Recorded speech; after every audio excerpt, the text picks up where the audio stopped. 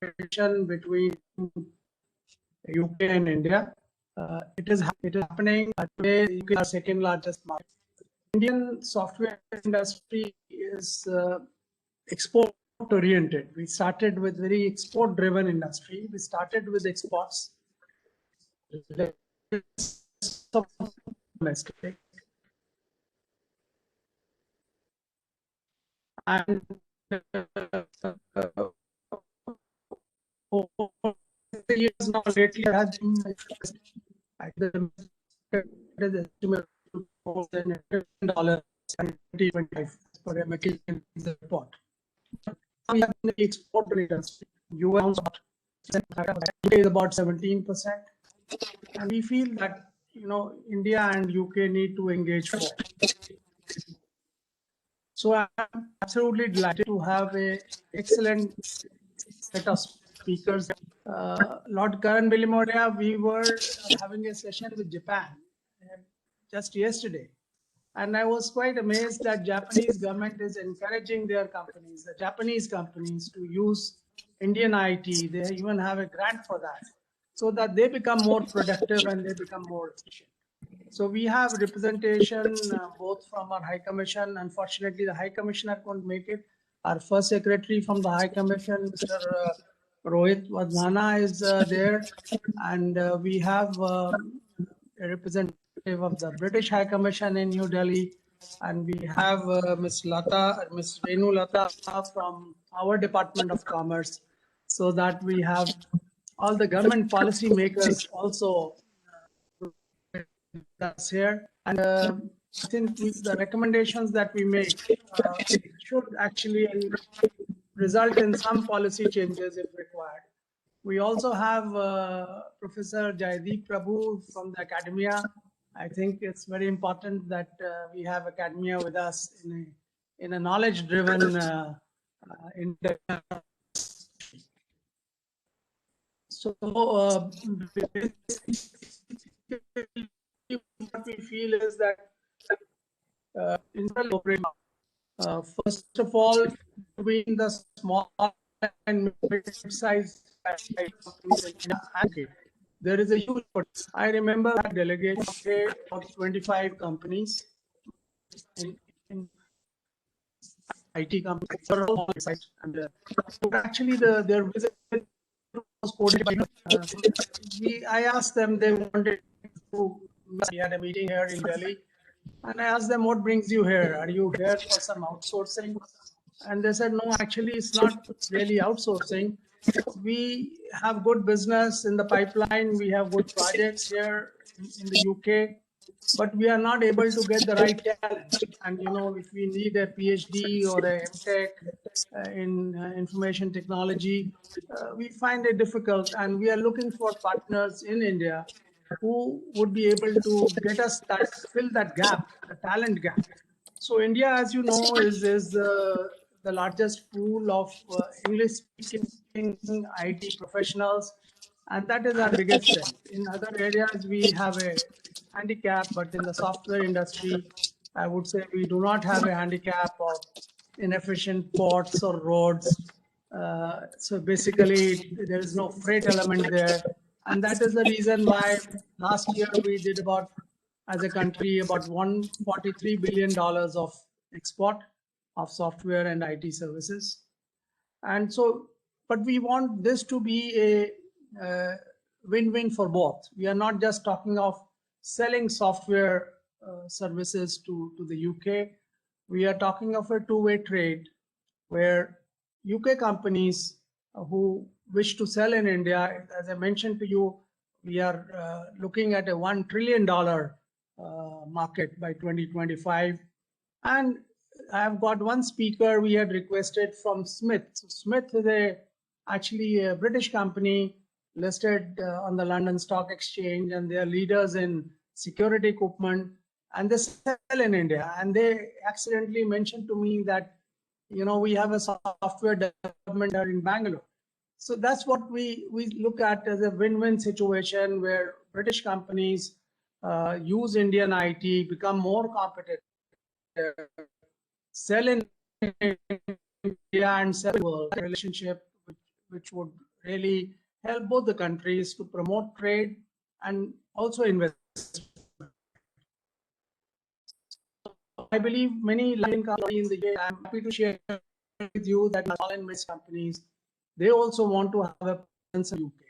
So we have somebody from the Department of International Trade from the British High Commission, and we would be interacting with them. We have shortlisted 20 of our members who want to come to UK, and we are looking for soft landing, investing here in the UK.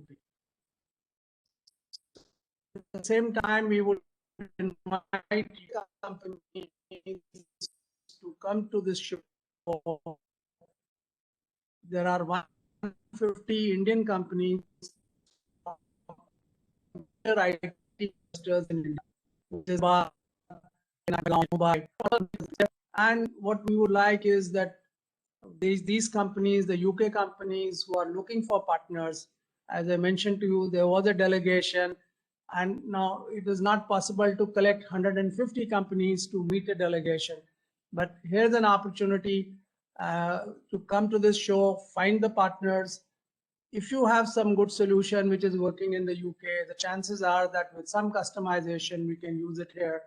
So it's a great market to be in. Find a partner, do it not only for India, but also for other countries. And that is the kind of relationship we are looking at.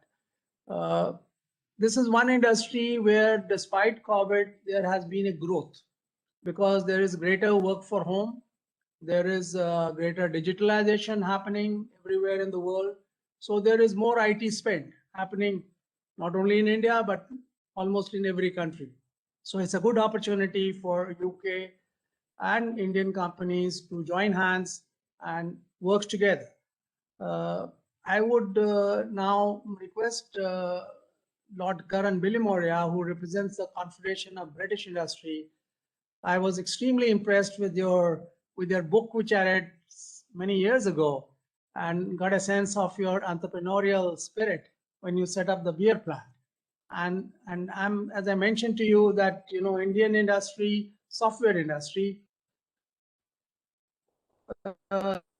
software is very other industries to become more competitive, more efficient, and you we want this message to the and it could be a tripartite thing where there is one in software, both working with our company. So we'll be happy to listen to your keynote address now, Lord Karan Bilimoria. Thank you very much for taking out time to be with us. Over to you. Thank you very much, and thank you, Nalin. Thank you, Mr. NK. Can I just ask everyone to confirm that you can see me and hear me clearly? Can somebody? Yes, thank you. Thank you very much. Marvelous. Well, thank you to IndiaSoft. I mean, it's a great privilege for me to participate in this program today and to speak alongside my fellow panelists, including my colleague, Professor Jaideep Prabhu, who, of course, at the Cambridge Judge Business School is in America, we call them rock star professors. He's one of our rock star professors. And he's just brought out a new book as well. And we're very good friends. And I had the privilege of chairing the Cambridge Judge Business School for 5 years. And I completed my tenure last summer. So I'm also the founding chair of the UK India Business Council. And I got engaged with the UK-India relationship working from the British government side back in 2003. So it's 18 years that I've been involved in the relationship, and it's fantastic. I mean, the UK is 1% of the world's population, but we are the 6th largest economy in the world. India, of course, is the 5th largest economy in the world. NK, you spoke about IT exports. Well, I'm proud to say that the UK is the 2nd biggest services exporter in the world. We are also the 2nd or 3rd largest recipient of inward investment in the world, which is something I'm very proud of. We're an open, outward-looking economy. And after leaving the European Union, we may have left the European Union, but we will never, ever leave Europe. We've been a gateway to Europe for Indian companies in particular, and I wish that to continue, and in particular for Indian IT and software companies to use UK as their headquarters outside India. So the first time in 40 years, we now control our own independent trade policy, and it is amazing. We've rolled over 60 bilateral trade agreements that the European Union had with countries like Canada and Japan, which is amazing. Before December, we didn't have a trade department until 2016. We employed almost 1,000 people, and I'm very proud of Liz Truss, our Secretary of State, Ranil Jayawardena, our Minister, and the team there, Lord Jerry Grimston as well, in what we've achieved over there. So 2021 is a really landmark year for us. We've got, of course, the Prime Minister, Boris Johnson, was going to be there for Republic Day, but he's now going to be there next month to India on his first major international visit. It's very, very important for us. We want to have an enhanced trade partnership, building towards a free trade agreement. And to put this into perspective, our bilateral trade at the moment is about £24 billion. It's about the same as Australia, which is about £20 billion. Canada is about £20 billion. With India, it should be much more. So we're setting an ambitious target to quadruple that to £100 billion by 2030. And to put that into context, our trade with China, Britain and China, is about £100 billion. We have just said we're going to be joining the CTPPP, the Trans-Pacific Partnership, which is 11 countries. UK's trade with those 11 countries is £110 billion. So that is the sort of scale that we need to be at, and that's our ambition.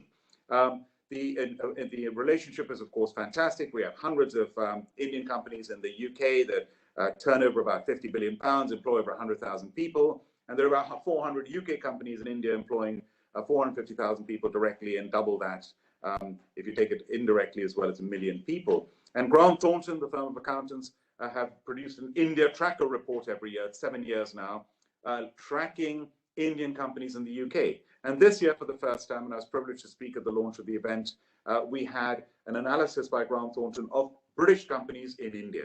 And you know, it is remarkable. The average growth rate of these British companies in India is 26%. What we would give to have growth rates of 26%. And 2 of those companies grew at over 100%. So it's quite remarkable, quite phenomenal. India had its budget last month on the 1st of February. I was thrilled that the Indian government said, we will not put up taxes because businesses suffered so much and we don't want to stifle the recovery. I asked our Indian origin Chancellor Rishi Sunak to listen, and to an extent he listened. And he is going to put up corporation tax from 19% to 25%, but not for another 2 years. And the Indian budget, of course, continued India's path of liberalization, which started in 1991. And it's amazing how the reforms continue. The latest one, of course, is insurance limits going up for foreign companies from 49% to 74%. And at the CBI, of which I'm president, and of course our sister organization is the CII, and I would say our closest sister organization in the world. I mean, yesterday I was speaking to my counterpart, the president of MEDEF, the French equivalent of the CBI and CII, but we're so close to CII to the extent that their offices in the UK are based in the CBI offices in London. We work very closely together. And the CBI, of course, is the biggest business organization in the UK. I'm proud to be the first person of Indian origin to be president of the CBI in its 60-year history. And we produced our Sterling Access report in 2020, which highlights that even in the lockdown months last year, from April to June, UK companies invested £140 million into India. That increased to £1 billion by September, making India the 3rd largest G20 investor in India. And companies like Tata, Infosys, HCL employ more than 50,000 people in the UK. And UK companies like HSBC, BAE Systems, Aviva, Airbus employ thousands of people in India. These are Rolls-Royce names, Rolls-Royce itself, JCB, Johnson Matthey, I could go on. AstraZeneca, of course, we all talk about. The NHS, Tesco, Standard Chartered Bank, BP, Marks and Spencers. And of course, Indian IT giants, Wipro, TCS, have scripted major inward investment success stories in the UK. So COVID-19, of course, has been a watershed moment. And as a proud Zoroastrian Parsi, how can I not talk about my friend Cyrus Anadar Poonawalla of the Serum Institute of India? India is proud of them. The whole world is proud of them. Wow, what they have done. And they're very, very close friends. And for years, they've been the largest vaccine manufacturer in the world. 2 out of 3 children in this world are vaccinated by them. They have saved tens of millions of lives. Cyrus Poonawalla, quite frankly, without exaggeration, deserves a Nobel Prize for the millions of lives that he saved through providing affordable vaccinations around the world. And even now, they have got the contract for the Oxford AstraZeneca vaccine, which they're providing at $3 per dose. I mean, that's quite remarkable. So that example of international collaboration, UK-India collaboration, Oxford University, of which I have 2 roles at Oxford, of course, Cambridge, I continue to be a fellow of my college, and I have various roles at Cambridge, including being on the review board of the business school. So I actually have a foot in light blue and dark blue. I joke and say that I'm a true blue. So Oxford University partners with AstraZeneca, a British-Swedish company headquartered in Cambridge, partnering with the Serum Institute of India, the largest vaccine manufacturer in the world, for a 1 billion dose contract. I mean, I think that is remarkable. And you have Wockhardt, an Indian company producing vaccines in Wales. So that collaboration, that scientific collaboration, IT collaboration is phenomenal. We've had manufacturing success, where we've had PPE built by Marks and Spencer. And with COVID, NK, you talked about technology in COVID. One of the schools I attended was the Hyderabad Public School. And a fellow alumnus is Satya Nadella of Microsoft. And it was in the pandemic, about May last year, he said, in 2 months, the world has adopted technology that would normally take over 2 years. What we're using now, by the way, has existed. We had all these platforms. We were using telephone conference calls. We just weren't using this technology. And then you have the network effects that take place when necessity becomes the mother of invention, and we all start using this, and voila, the whole world starts using this technology. It's existed for years, and we're all going to be using it now going forward. Research and development is going to be key, and I think that we must continue to invest in R&D and innovation, both in the UK and India. We spend about 1.7% of GDP in R&D. We want to increase that to 2.8%, which is the level of America and Germany, let alone Israel, that has 4%. So there's no shortage of investment in innovation and research and development. Of course, green. Before I conclude, I must talk about the green agenda. The UK, of course, this year is hosting the G7. I'll be hosting the B7, and India, Australia, and South Korea have been invited to join. We're calling it the D10. And then later on, the UK is hosting the UN COP26 climate change conference, which is fantastic. Liz Truss, our Secretary of State, was in India. The chairman of COP26, the President, Alok Sharma, my colleague in Parliament, he has been in India. And of course, the Secretary of State highlighted the investment that leading companies like Tata Consultancy Services bring 1,500 high school jobs to sites all over the UK. And finally, of course, is the shared Commonwealth history that we have. We have phenomenal potential for SMEs. And of course, let me just conclude by this. The UK, second largest startup economy in the world. India, third largest startup economy in the world. The UK, the third biggest market for tech unicorns. We have 24 tech unicorns. India, the fourth biggest market for tech unicorns, 21 unicorns. And in 2019, VC funding for tech firms in the UK was £10 billion, and in India, VC funding was £11 billion. This is great. And the other great bit of good news is India is finally going to allow foreign universities to open up and in India. And this is, as Chancellor of the University of Birmingham, one of the biggest universities in the UK, top 100 in the world, Russell Group, we have a campus opening up in time for the Expo in Dubai, now state-of-the-art campus. We will be first in the queue if there is an opportunity to open up campuses. And you have world-leading universities opening up in India, which I think will be absolutely fantastic. And finally, in diplomacy views, foreign policy, yesterday we announced our integrated review. The Prime Minister announced it, which is our security, defense, development, foreign policy review. And it is phenomenal. And there is a word which is tilt. The tilt in Britain is now towards the Indo-Pacific. So here we are, 2021, a watershed year for UK-India relations. I think 2021 should be the start of a new Indo-British partnership. Thank you very much. Thank you very much, Lord Karan Billimoria, for a very inspiring address and a very positive message that you gave to both the sides. I would just like to add our experience with the startup ecosystem in India.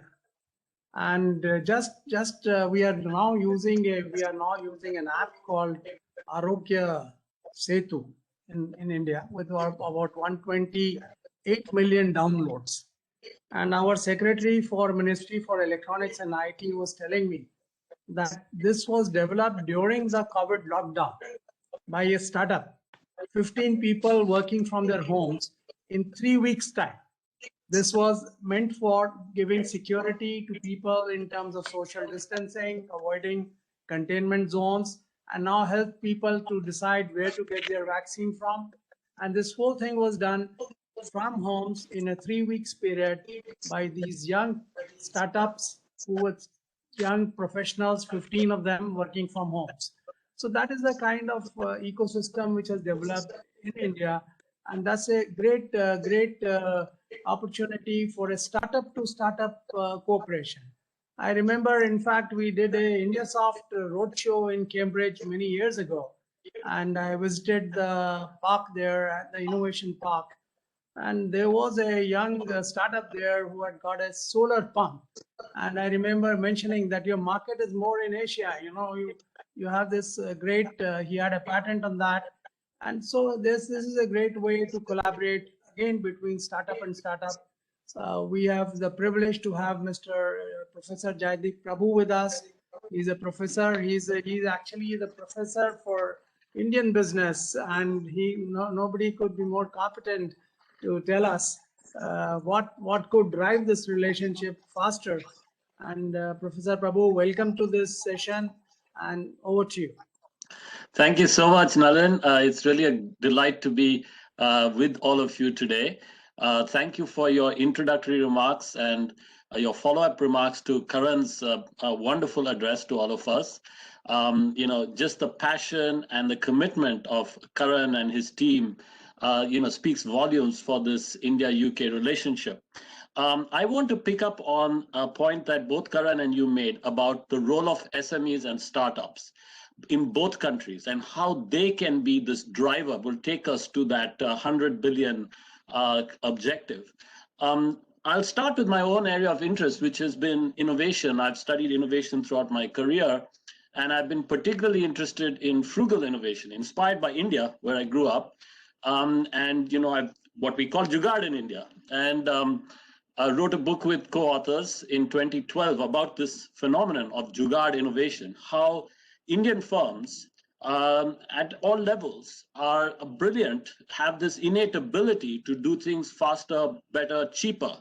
Of course, enabled by new technologies, digital technologies. And Nalin, you gave this brilliant example of Arogya Setu, this team, homegrown team working from their bedrooms, small team working very quickly with ubiquitous tools to come up with a solution that has huge impact on so many lives with hundreds of millions of downloads. And that's precisely what we wrote about in 2012. Since then, of course, that phenomenon has just exploded in India. We have startups, as you said, as Karan said, it's one of the great sort of sources of new technology. India is, particularly in IT. We see this, we see Indian firms now being global challengers, not only meeting domestic demand, but global demand in all kinds of areas, from fintech to medtech to retail, logistics, edtech, and so on.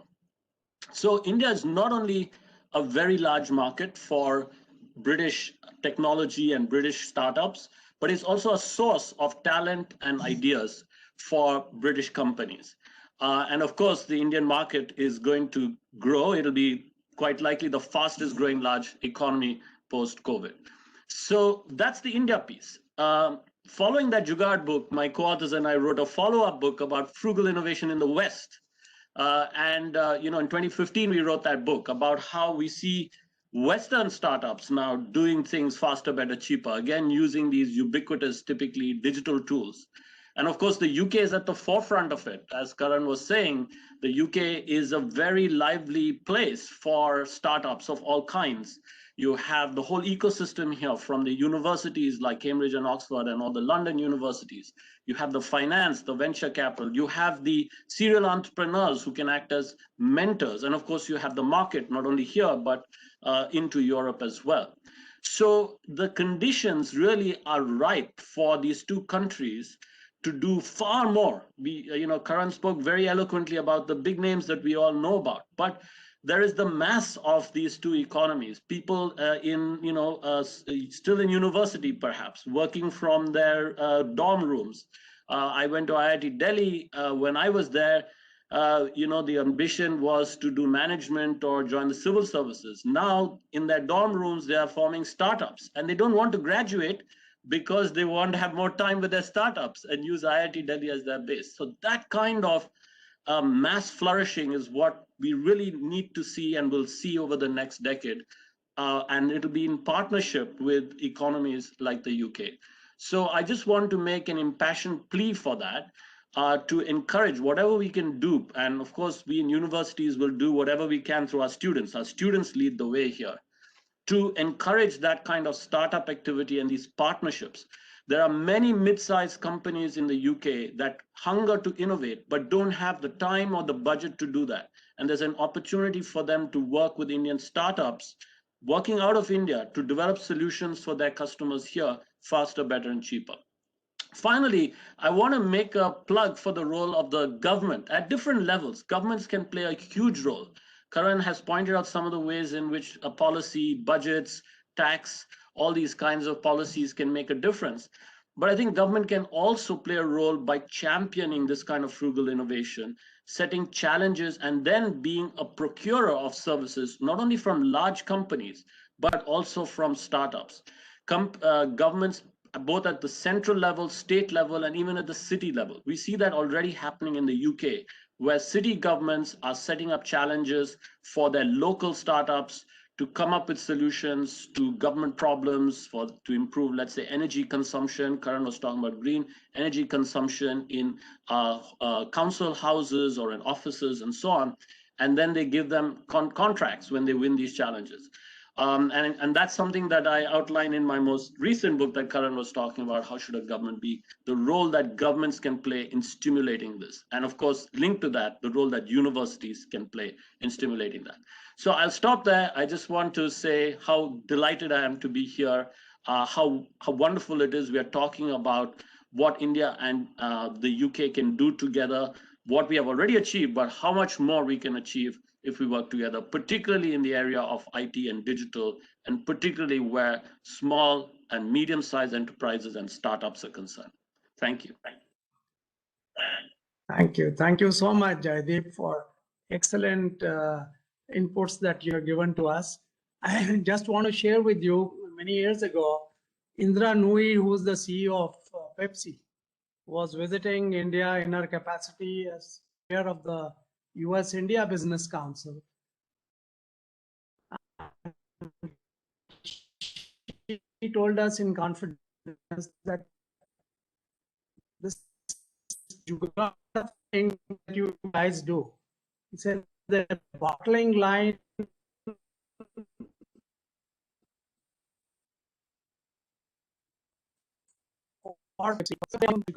I think India is the place for that, and so we're really good at it. But thank you so much for your inspiring remarks. I just want to share with Lord Karan Bilimoria. I wear a CI hat. I chair the Startup and Entrepreneurship Committee for CI in Northern Region, and so we really look forward to working closely with you. I would now like to request Mr. Rohit Wadhwana from the Indian High Commission in London. Our Deputy High Commissioner could not make it, but Mr. Rohit Wadhwana is our first secretary there, and we would very much like to hear from him, his perspective on how to take this relationship forward as far as IT and small and mid-sized companies are concerned. So over to you, Mr. Wadhwana. Thank you very much, Mr. Kohli. First of all, let me congratulate you for organizing such excellent event on India's IT capability and promoting the companies. I understand over 150 Indian companies are joining here over the virtual platform.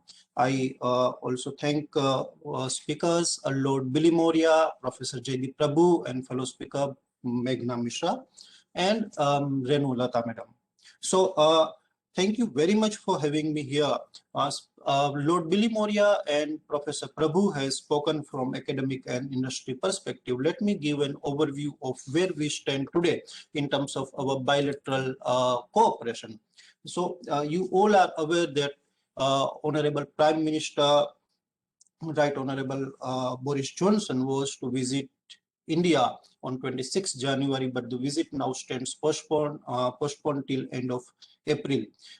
This visit is going to make it an opportunity for us, while because as Lord Billy Moria also rightly remarked, fifth and sixth largest economy of the world with intelligent and innovative talent pool.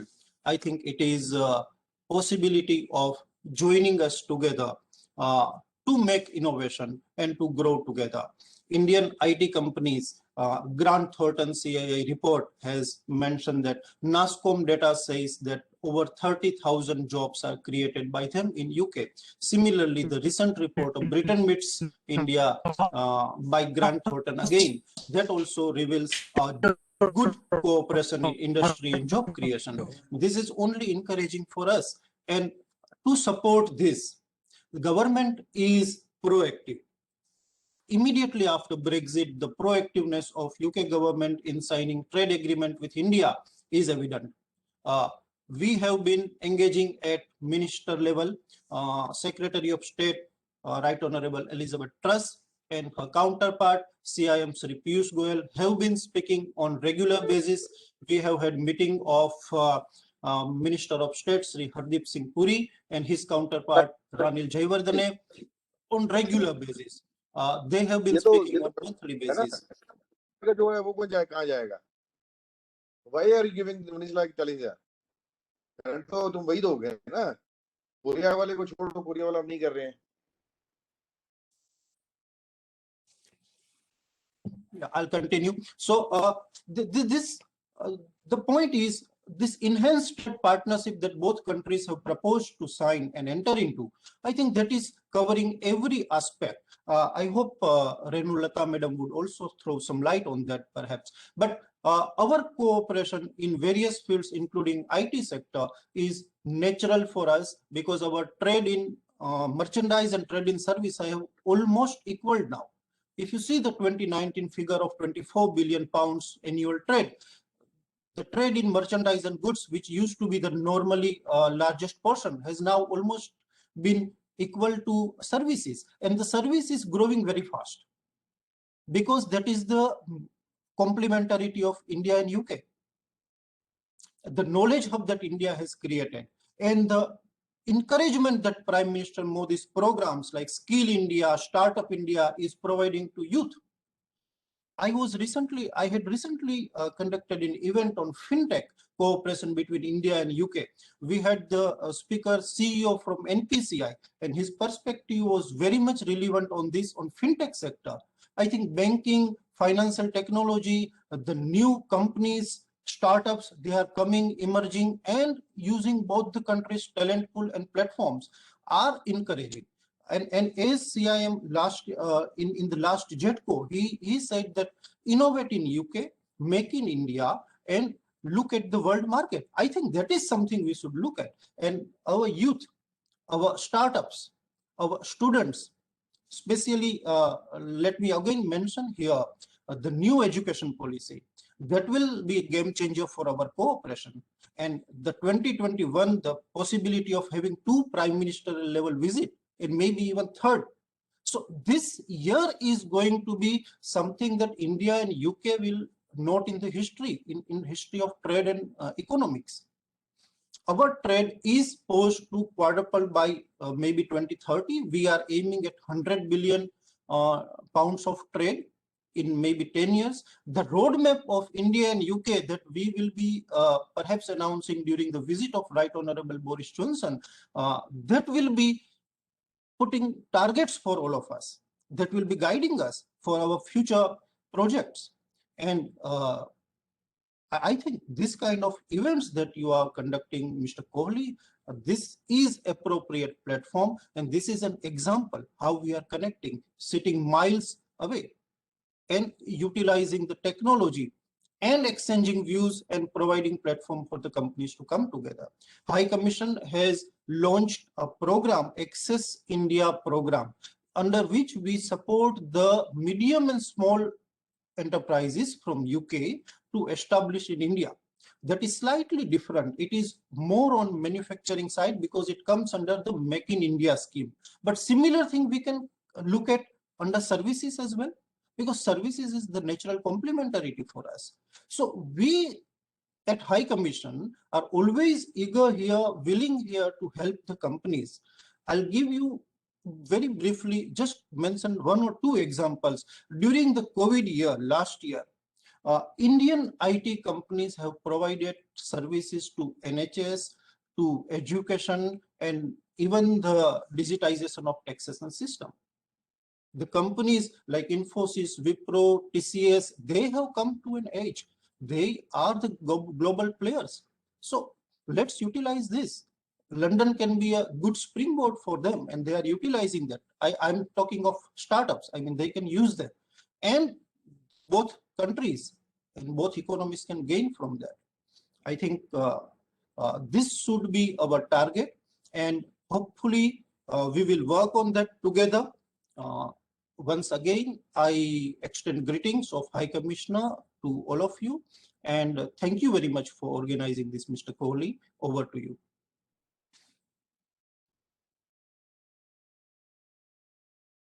Thank you, Mr. Wadhwana. Thank you very much for your address. And we really want to work closely with the High Commission to take this further. And we have excellent political relationship between the two countries. And so I think very conducive for business. In fact, our Joint Secretary from Commerce was to be here today in this meeting. And she said at the same time, our Minister of Commerce is decided to talk to the Secretary of State in the UK, and so there's a conflict. So she requested her director, Ms. Renu Lata, to actually come in her place. So as we speak, there is a meeting going on between our Commerce and Industry Minister and the Secretary of State. So may I now request Ms. Renu Lata, who's a director in our Department of Commerce, to please give her views as to how to promote this IT relationship between the two countries. Ms. Renu Lata, please. Sure. Good afternoon. Good afternoon to all the distinguished fellow panelists, delegates and friends. My warm greetings to all of you, especially to our friends from UK who have joined the today's session. I am indeed glad to be a part of this special session of IndiaSoft 2021 on IT cooperation with UK. Let me start complimenting ESC for hosting the 21st edition of IndiaSoft. In the fact that the event is being held for 20 continuous years speaks volumes about its acceptance and popularity. No doubt IndiaSoft now ranks amongst the most sought after IT shows globally. I'm sure that this year's edition will be equally effective in furthering the cause of software SMEs. My compliments also for choosing UK as one of the focus regions for the current edition. I hardly need to get into details of UK and India economic relations and our shared history. Perhaps all of that is well known. Notwithstanding our depth of relations, we are keen to ensure that our economic ties keep an upward momentum and we may take our bilateral trade to new levels. Just to give you an idea, the data figures I'm giving, that there are 842 Indian companies based in UK employing more than 110,000 people, and their revenues in the last fiscal was almost £41 billion. The UK is the second fastest growing G20 investor in India over the past 10 years, investing more than £22 billion.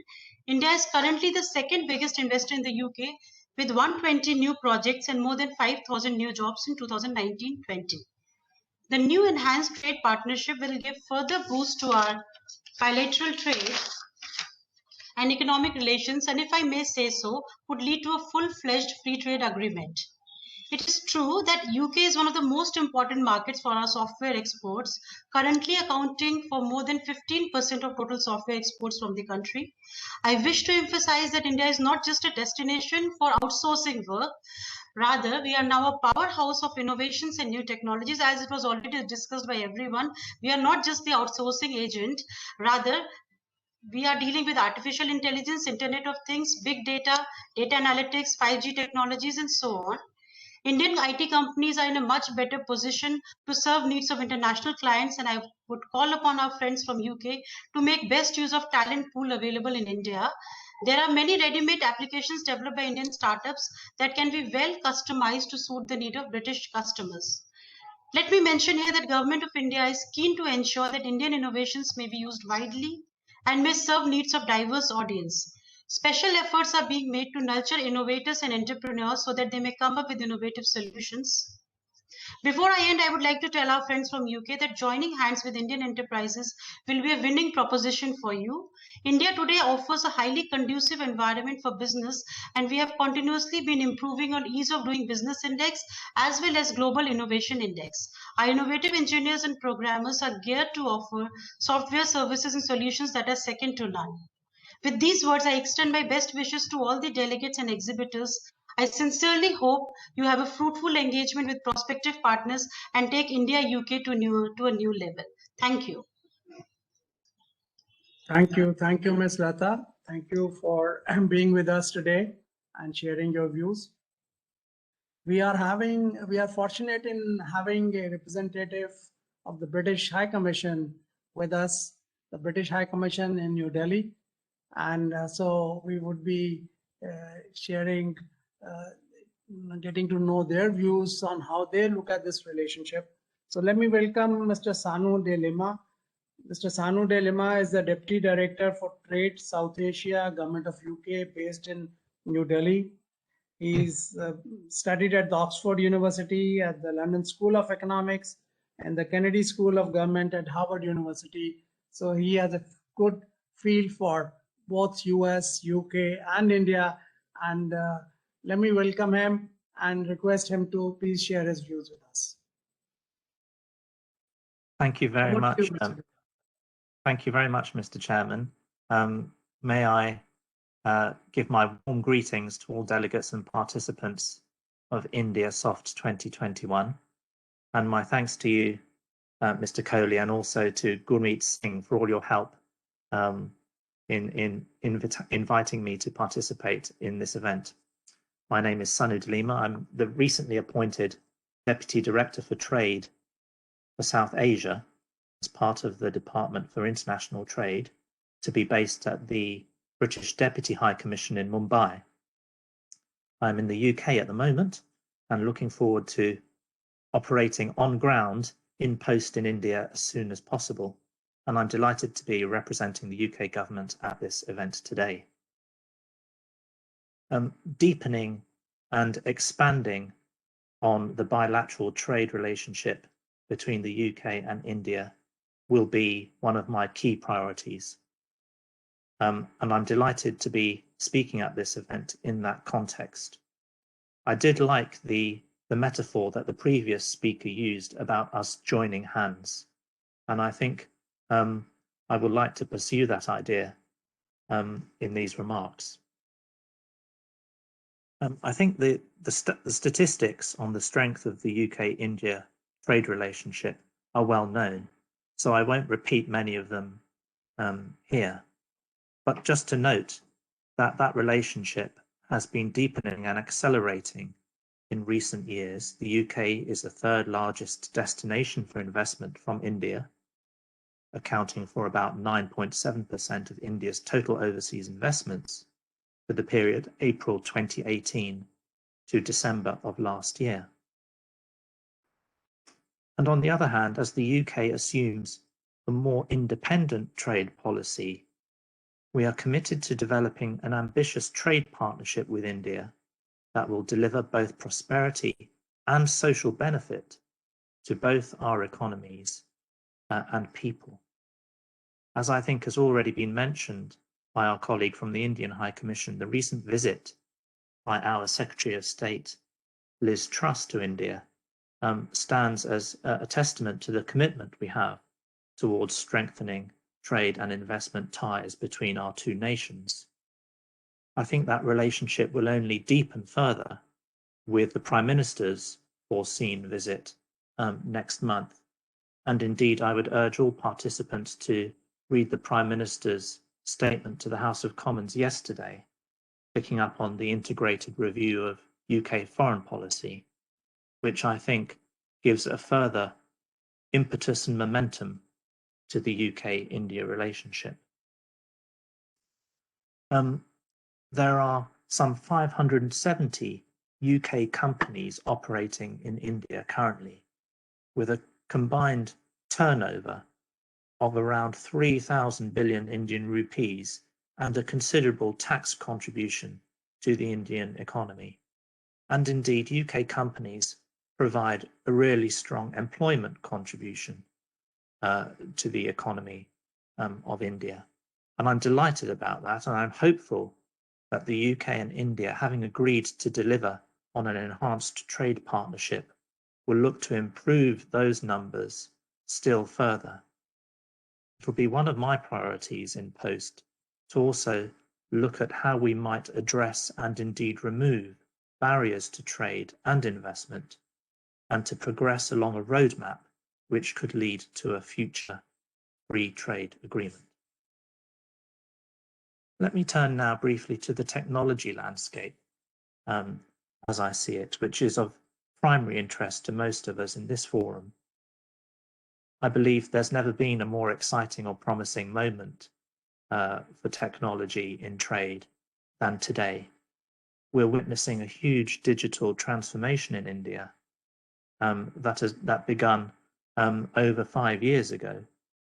We look at examples of how that manifests itself in the day-to-day economics, in terms of demonetization, in terms of smart cities initiatives, and in terms of the telecoms and data revolution. I'm briefed by colleagues that in India, one has the cheapest mobile data in the world. So I think that's going to be a further incentive to my getting out to India as soon as possible. And I know that India is an increasingly attractive destination when it comes to tech and digital infrastructure, leading the way in terms of developments. And I note a couple of prominent Indian unicorns such as Flipkart and Oyo in this context. I also wish to recognize that there's been a significant investment recently from global tech players, including Facebook and Google, in the ecosystem, and in particular in Reliance Jio, WhatsApp. And WhatsApp is very popular in India as well, I believe.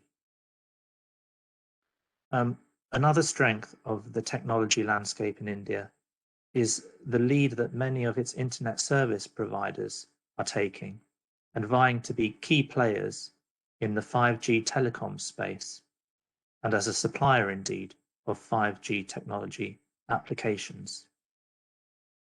We too in the UK government recognise the increased focus by the government of India on Digital India and Startup India, and more recently its programme Made in India. And we recognise all of these programmes and initiatives as opening further opportunities for UK companies to collaborate, to transfer technological know-how, and indeed to scale up manufacturing in both the UK and in India. COVID-19 has had a devastating health and economic impact on our countries and indeed the world. However, it has also brought about some significant growth in certain technologies, particularly when it comes to remote working, as this very platform demonstrates, and new opportunities when it comes to EdTech and health tech, as well as traditional e-commerce. And so we are looking closely in the Department for International Trade at how we might further look at these new opportunities in EdTech and health tech, developing new collaborations in this space, but also looking how we provide future resilience as well as productivity opportunities which might be caused by the disruption we are currently experiencing. I think that's a really important point to build resilience for the future, both in terms of our day-to-day working, but also when it comes to cybersecurity. I have a few concluding remarks, if I may, Chair, just about the role of the UK government and my new department that I've joined. The Department for International Trade helps businesses export, drives inward and outward investment, and negotiates market access and trade deals, championing free trade around the world. and I'm proud to be a part of this venture. I encourage you to continue to work with our department and indeed with other UK government departments across our network of the British High Commission in Delhi, but also the extensive network of our Deputy High Commissions across India. We stand ready to help both the UK and Indian companies achieve their goals. And I hope that this conference provides you with the opportunity to forge new innovative networks and new partnerships for business, to expand the UK footprint, and to enable all of us to achieve ever more success in our operations. My best wishes to everyone, and thank you. Thank you. Thank you so much. And we look forward to welcoming you in India when you reach here. And I would just like to make one very short remark. 20 of our small and mid-sized companies we have already shortlisted. They want to set up a local presence in the UK. And we will take it up with you separately as to how do we facilitate that process. And look forward to working with you. We are very fortunate in having a representative of the UK-India Business Council, Ms. Meghna Mishra Elder. She looks after ICT in the UK-India Business Council. This is a very important bilateral chamber between the two countries. We have had the pleasure of working with them, and I believe Lord Colonel Billamoria was the chair earlier there, and also had the pleasure of working with Patricia Hewitt many years ago. And I was wondering, why can't we get our act together? And they said, no, the person to work with is Meghna. So we are very happy that Meghna is with us, and we have got the intent to work together, but maybe we need to do some things differently. And we look forward to hearing from Meghna. How do we take this relationship further? There is huge potential, but we need to do certain things to achieve that potential. So over to you, Meghna. Nalin, thank you. Hello, everyone. It's an absolute honor to speak here today, sharing a platform with Lord Billamoria, our founding chairman, as he mentioned, Rohit and DIT, who we work very closely with, and Vivek from Smiths, who are one of our members, and some really interesting people who I look forward to working with. So thanks, CSC, for giving me this opportunity. The UK-India Business Council, for those who don't know us, is an advocacy and strategic advisory business working with both the governments of UK and India and helping both small and large businesses do business within the UK-India corridor. Just as an example, we are the UK Secretariat for the UK-India Joint Economic Trade Committee that was mentioned earlier, and the CEO Forum, working very closely with both DIT and Ministry of Commerce and Industry, supporting them address any trade barriers being faced by businesses. Like Nalin said, I lead not only on the digital innovation or ICT, but also on the healthcare sectors. And just looking at these two sectors, I can see huge opportunities for UK-India collaboration. I mean, it was quite hard when I was listening to some of the other speakers, because a lot of my speech I can just bin it because it's already been covered. But I'm sorry if I repeat some of that. The UK and India already have a very strong relationship, and as examples, Vodafone is the largest investor in India, and India is the second largest FDI source of in the UK, and quite a significant chunk of that is in the digital sector, which includes companies like TCS, Infosys, Wipro.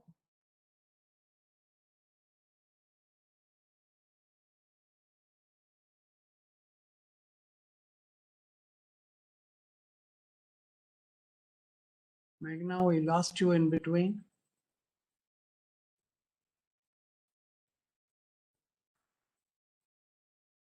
Looks like she has some technical issues. Maybe in the meantime, I would request Mr. Vivek Mehrotra. Mr. Vivek Mehrotra is the Global Director for Digital Architecture, Cyber Security at Smith Detection, and is based out of Singapore. Smith is a British company, and they are leaders in their own field in detection, and they are also in India in a very big way. And then I discovered that there are software development centers in Bangalore. Meghna, you're back. Is it?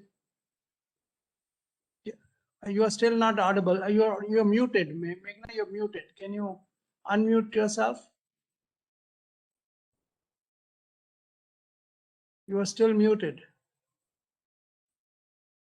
Let's start with Vivek, and in the meantime, I will check with the backend what something wrong there.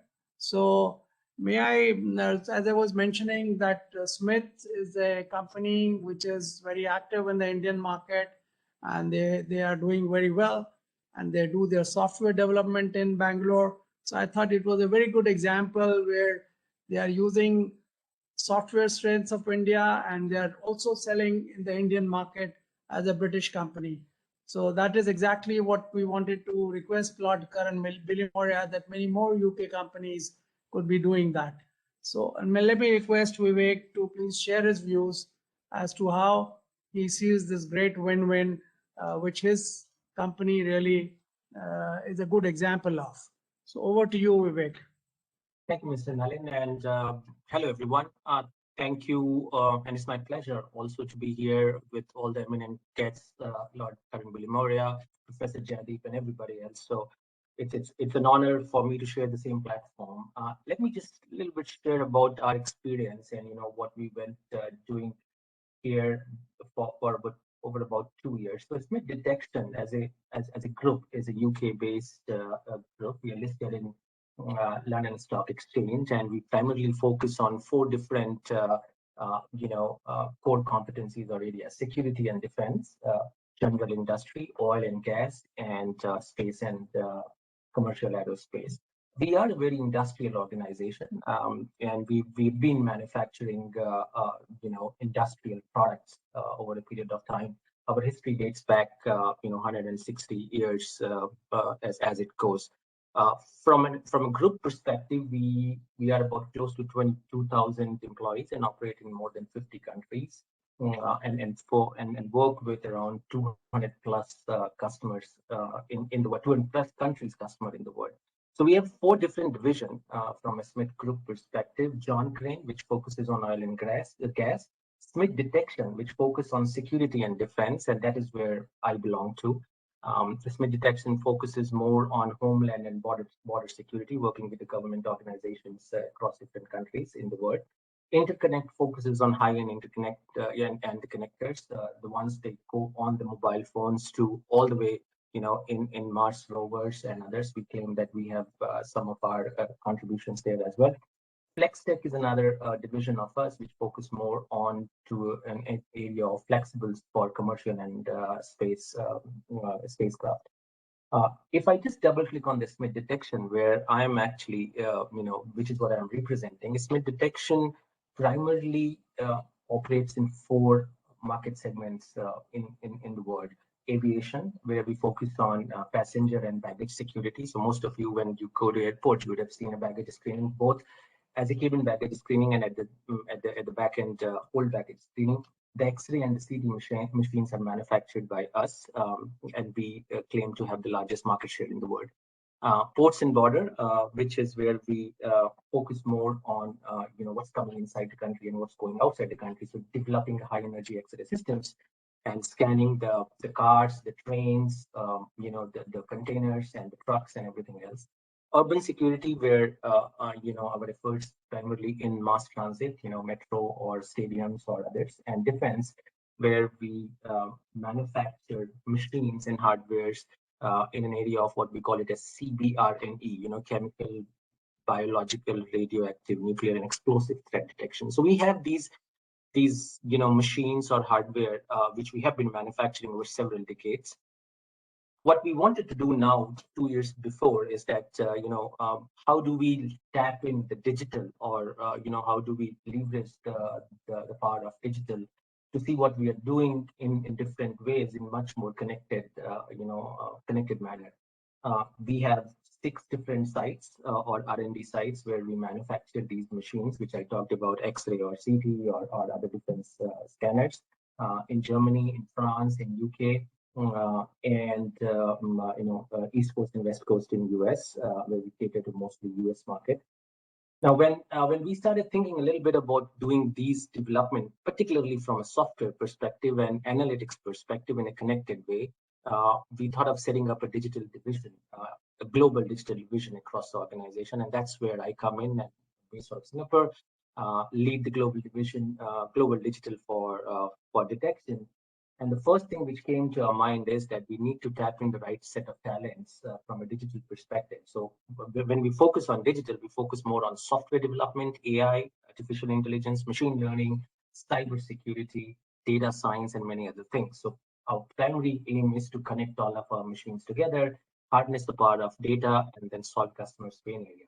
I think one of the way we started, progressing further here is to set up a software development center in Bangalore, India. And the reason for that was primarily because first that I've lived there, 15 years of my life.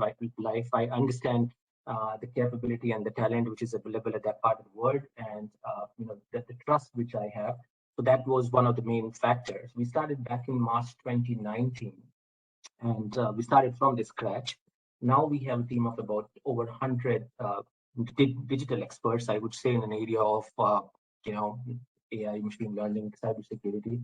We've built from scratch. We've got a very good set of talent, from companies like GE, Mercedes-Benz, Cisco, Intel, and these are all masters, bachelors, PhDs in computer science. They are actually helping us deliver not only just for India but also for the world. So we're going ahead making sure that we build on to make in India for the world. The software which is being developed by these experts are the core software which resides inside these machines and which operates these machines using the digital and the technology. We are also partnering with the universities in the region, both in terms of tapping the early career and at the same time research oriented projects. So a lot of good success story, and a lot of good talent, which I can vouch for, because as I said, I was there for a long time. So this is certainly really helping us to drive our our growth plan. We do have a long-term investment and growth plan in India, and we want to make sure that we continue to tap that and ensure that there is a success over there. That's all I wanted to say. Thank you, everyone. Thank you, Vivek, for sharing your experience with us. I wish more British companies would also look at the value that you created by putting your software team in Bangalore. May I now request Meghna to please continue with her address. I'm sorry for that interruption. I believe it's been set right now. Yeah, everything is fine. Thank you. Sorry about that. So just picking up from where I left, like I said, I work on the healthcare and digital innovation sectors. And just looking at these two sectors, I see huge opportunities for UK-India collaboration. Not just opportunities, but a lot of work has already been done in both these sectors. And just as an example, Vodafone is the largest investor in India. And as some of the others mentioned, India is the second largest source of FDI in the UK, and a significant chunk is coming in the sort of digital sector through companies like TCS, Infosys, Wipro. But on the sort of smaller companies side, there are various smaller companies, small mid-sized companies like What Free Words, Friday Media, Blue Prism, Smart Respiratory, who are collaborating or partnering with Indian companies and are actually very successful. Now, in addition to this, there is significant collaboration within the sector through government initiatives like the UK-India Tech Partnership, where through projects like the UK-India Tech Hub or Innovate UK, they're constantly looking for new innovative companies and help them internationalize. So I would say there are lots of complementarities between the two markets, and both governments are committed to taking the relationship and the collaboration to the next level. We've already heard about the dialogue around the India-UK Enhanced Trade Partnership as a precursor to a free trade agreement in the future, which confirms this commitment. And the digital sector, I think no doubt has emerged as the backbone of any economy. We were already seeing a significant digital transformation happening around the world before COVID, but COVID has just, I think, fast-tracked it manifold. And like Lord Bilimoria mentioned, what Satya Nadella said, that 2 years worth of digital transformation happened in just 2 months, and a lot of it happened out of people's houses. And going forward, I think the hybrid model of doing business that everyone talks about will completely depend on having a robust digital sector supported by progressive regulatory framework. And whether that is data protection regulation, data adequacy agreements between UK and India, looking at cross-border data flows, or regulation around use of AI, machine learning, cybersecurity, or just basic policies around the framework of digital infrastructure. So getting it right is an absolute priority for both governments, and addressing any market barriers will be key to encouraging any collaboration. I think the good thing is that both governments have acknowledged the importance of the sector, the complementarities between the two markets, and the importance and need for collaboration, and are taking the right steps to make this happen. And just as an example, we know we've heard the UK is a market leader in deep tech, AI market, machine learning, and India, on the other hand, has people, skills to develop and scale a lot of these innovations. So the UK government's new point-based immigration system is a significant step towards bridging a gap and encouraging more collaboration. And again, on the other hand, the various initiatives announced by Government of India supporting businesses of all sizes to set up in India will further help this collaboration.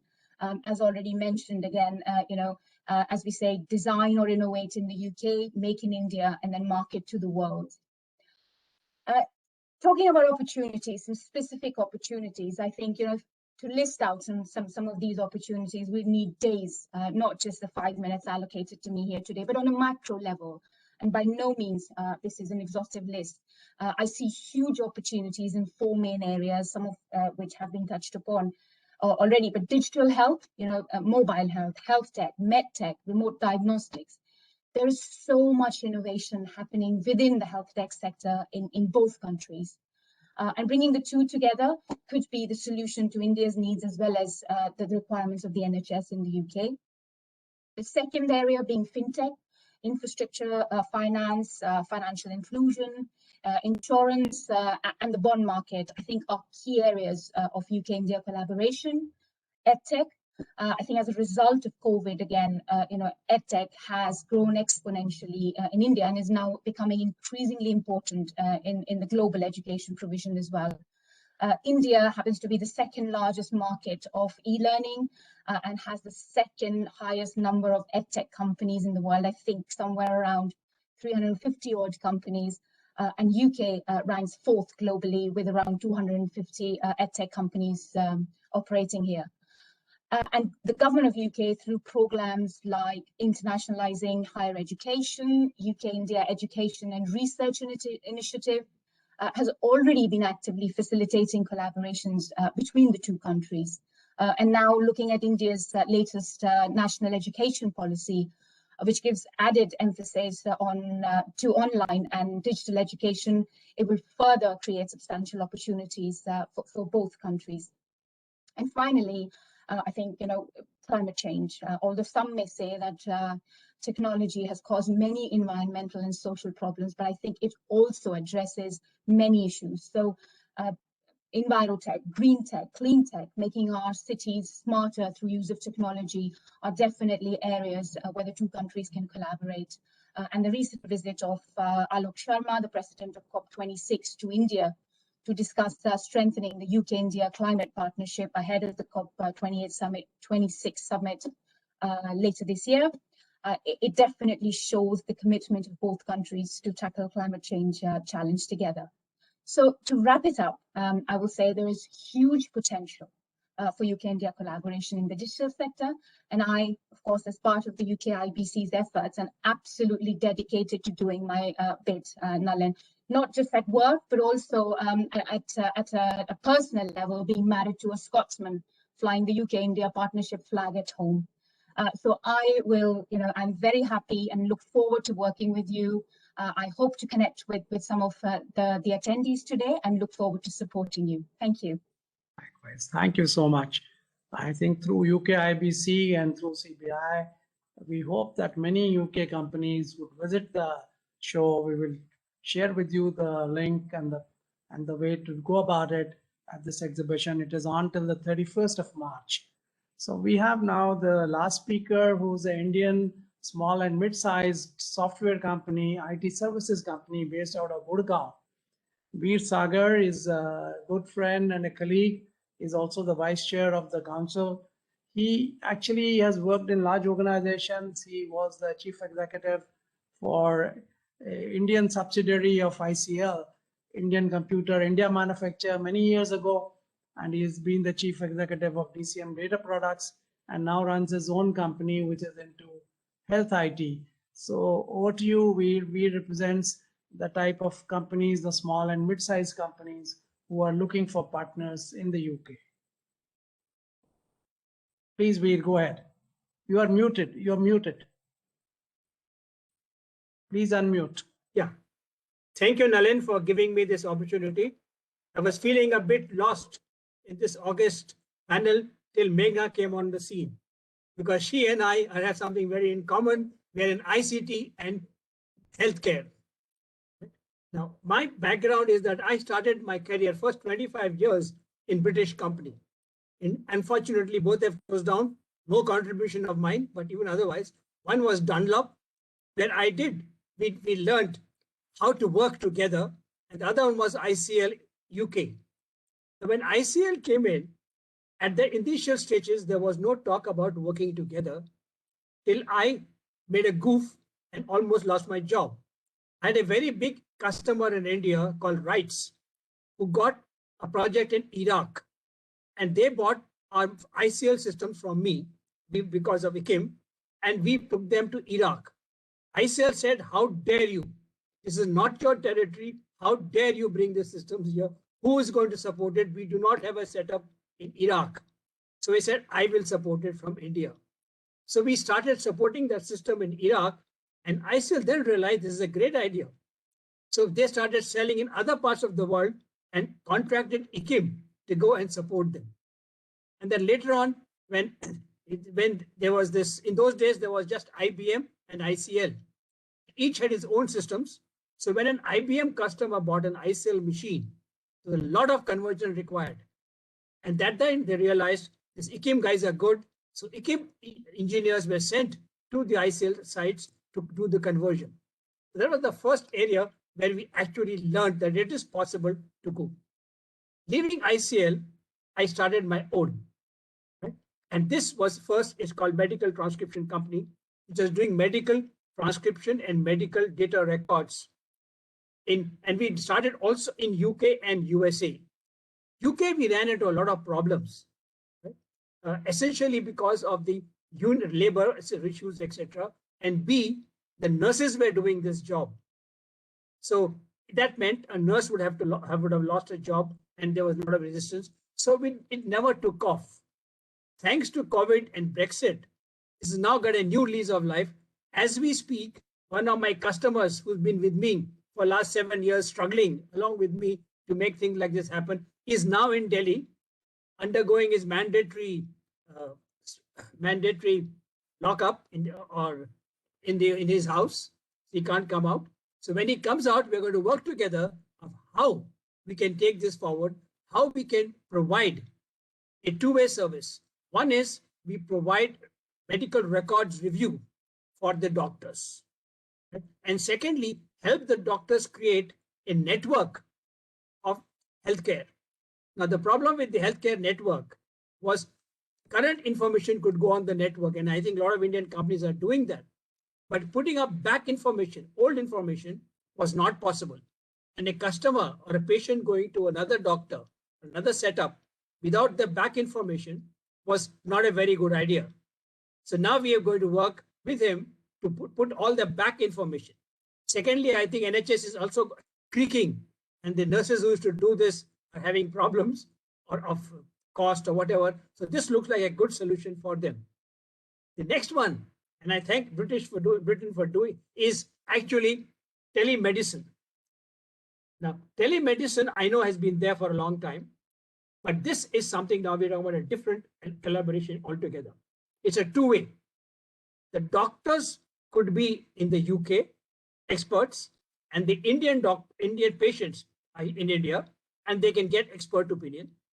Alternately, the patient can be in the UK along with, and the service providers, that means the radiologist, the X-ray readers, the blood guys, blood reading guys, all of them are here, all the providers. They can read, analyze, interpret, and give the results to the doctors in UK, cutting down the entire cycle time and cost tremendously. Having said that, we're also looking at another thing of second opinion. You see, a lot of times, because of cost pressures, doctors shy away from taking certain not so comfortable decisions. But if you can get a very competent but low cost second opinion expert who can give a second opinion on the line of treatment, whether that procedure is required or not required, then it becomes very worthwhile and is potential of saving lives of patients. So this second opinion is what we want to introduce between US and between UK and India. The next one I want to thank, if we started in Britain for it, is cricket. You know, we have talked about Jugaad in the beginning. We have, with a small team, designed a system for e-coaching. Thanks to COVID, we said now people can't come on the ground. So we can take the ground to the people. So we have individuals who want to learn, who will sign on to this platform, and you have coaches who can sign on and be available on the platform. Now the coach can be in UK and the ward can be in India. The ward can be in UK and the coach can be in India. And they both come on the same frame and learn cricket. So there are a lot of areas, as long as we do not treat IT as IT, as long as we start looking at IT as an enabler, cross industry, cross technology, cross areas, then I think it's a great opportunity for India and UK to work together. In my own little way, I'm trying to get this SME, my SME, to move into areas totally unrelated, but a lot of cooperation. Thank you very much. Thank you. Thank you so much, Veer. And good luck for you in your endeavors to do health IT with UK.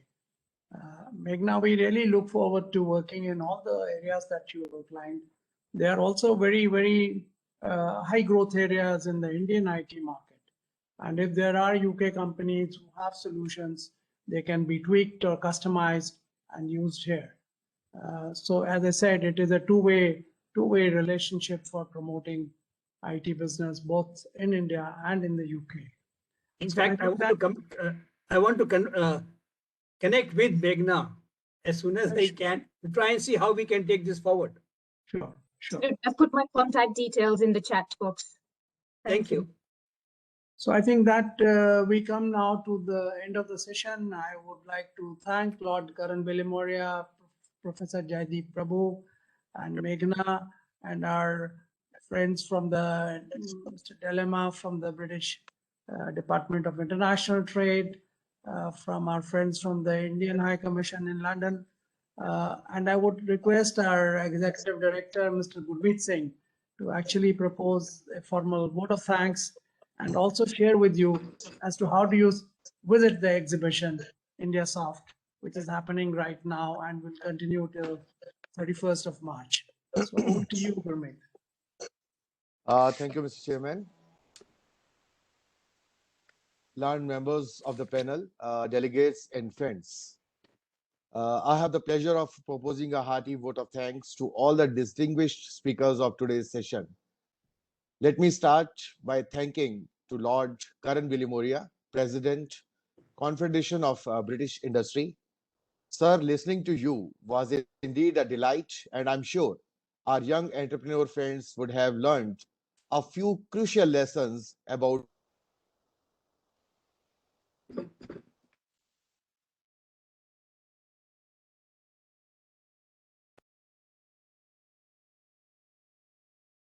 society that they operate in.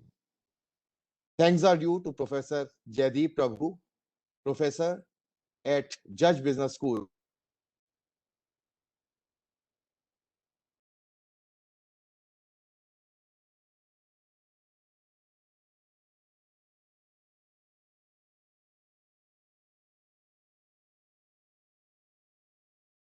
Thanks to Mr. Rohit Wadhwana, First Secretary, High Commission of India, UK.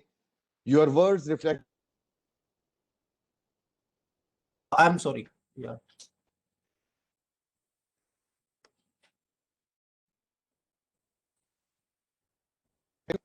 Gurmeet, I also wish to thank. we yeah. lose you at times. Your audio is not good. One second, sir.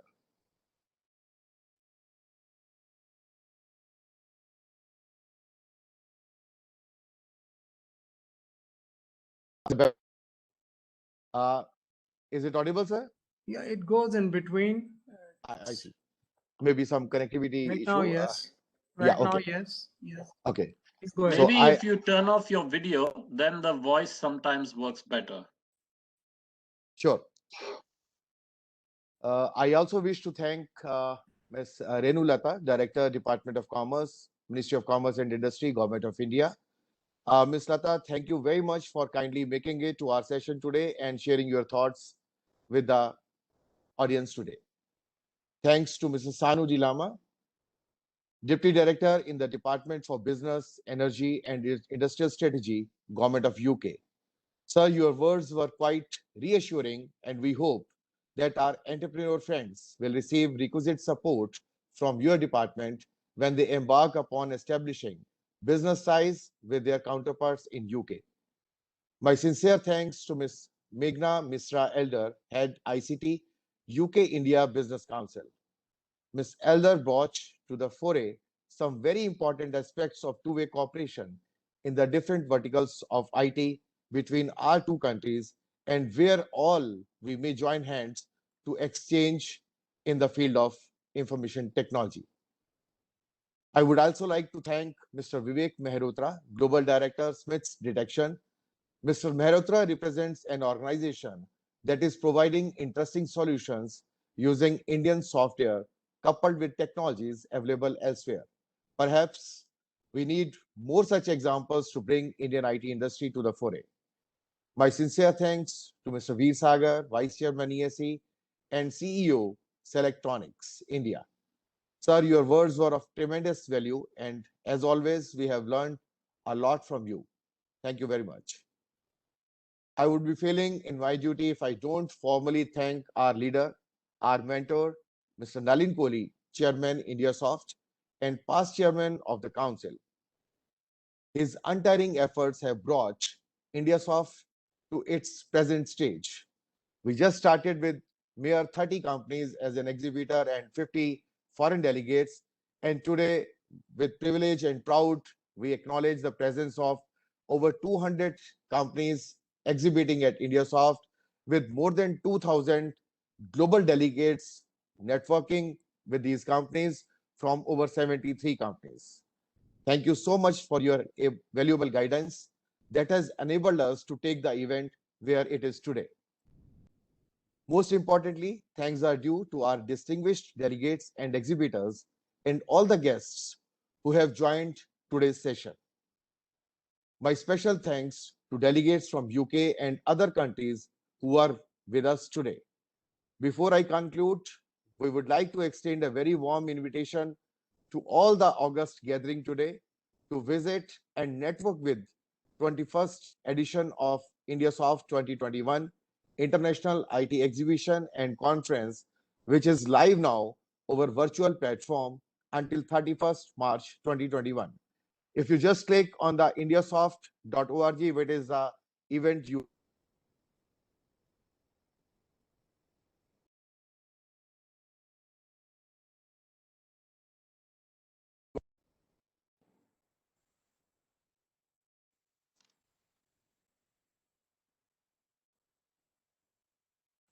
and from there, you can move on the indiasoft.wow fairs by registering very quick. Your username is your email ID, and password can be generated instantly over the platform.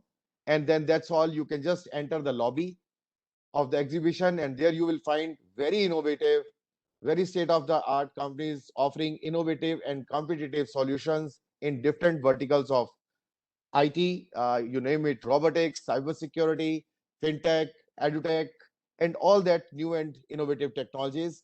And I'm sure you will find some very interesting companies to work on with and to partner with. With this, let me once again thank you all, and I really look forward to welcoming you and connecting with you virtually over this virtual platform at IndiaSoft, www.indiasoft.org. Thank you once again. Thank you very much for joining and sparing time with us and sharing your very insightful thoughts. Thank you very much. Thank you. Thank you. See you at the exhibition. Thank you very much. Bye-bye, everyone. Thank you. Thanks. Bye-bye. Bye.